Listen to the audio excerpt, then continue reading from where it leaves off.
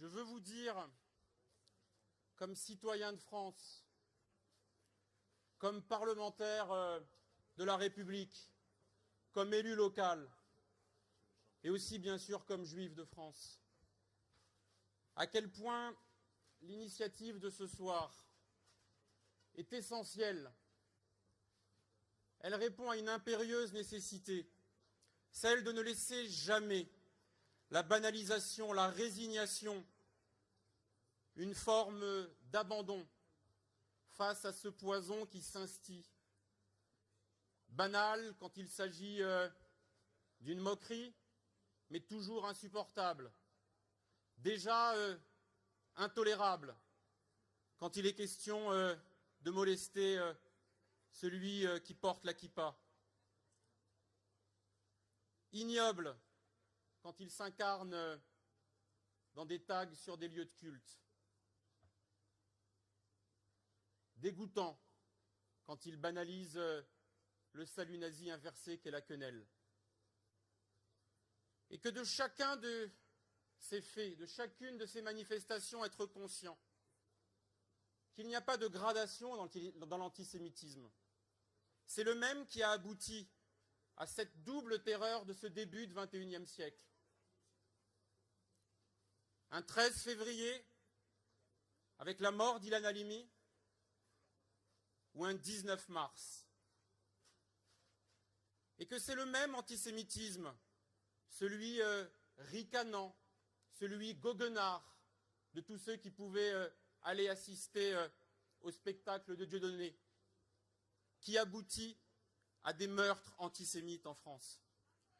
Et par conséquent, dire ça suffit ce soir, en se rappelant du 19 mars 2012,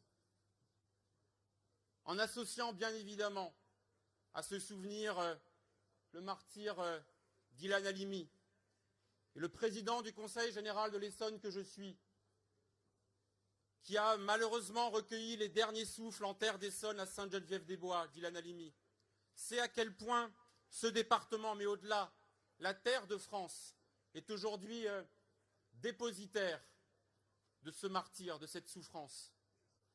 Et comme hier, comme Ruth Halimi le disait avec force, là où l'incrédulité parfois prenait le pas, où le déni de la nature antisémite de l'acte était ici ou là propagé, il faut dire les choses, il faut les nommer, car comme Elie Wiesel le mentionnait en parlant des 6 millions de morts de la Shoah, on ne peut pas faire grand-chose pour le mort.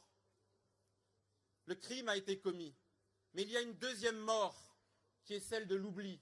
Et celle-là, elle nous incombe directement. Alors oui, il faut en parler. Oui, il faut se rassembler. Oui, il faut se souvenir et commémorer. Oui, il faut aller voir le magnifique film d'Alexandre Arcadi, 24 jours, qui sort dans quelques jours. Il faut le montrer dans les écoles de France.